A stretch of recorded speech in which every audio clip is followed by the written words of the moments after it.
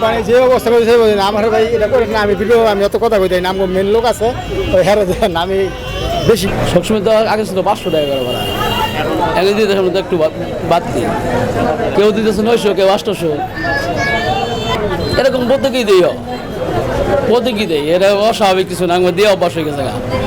আমরা মানুষ বলে না যে অভ্যাস দাস, আমরা দাস হয়ে গেছি ভাই, কিচ্ছু করার নাই।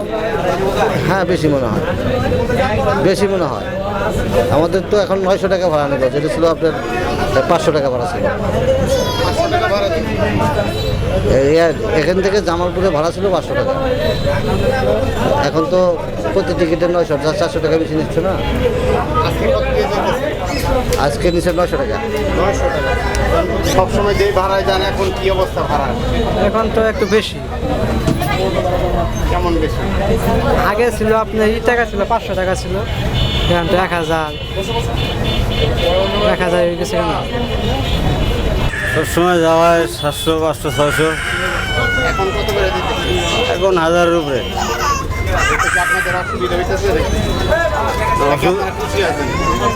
অসুবিধা বলতে আমাদের উদ্দেশ্য হলো সবাই বাড়িতে যাবো, ভাই ব্রাদার সবাইকে নিয়ে খুব আনন্দ করবো, এই আর কিছু না।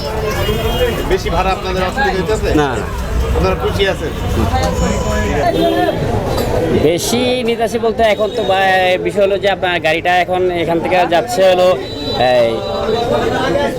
ফিল আপ, আসার সময় সম্পূর্ণ গাড়ি খালি আসে, এই জন্যে মানে কিছুটা বাড়তি আর কি, কিছুটা বাড়তি। আর এখন তো আপনার মনে করেন ওই দিক থেকে আসার সময় কোনো যাত্রী মানে গাড়িতে কোনো যাত্রী হয় না, সম্পূর্ণ গাড়ি খালি আসে, এই জন্যে দেশে কিছু স্বাভাবিকভাবে এই রুটে ভাড়া কত থাকে?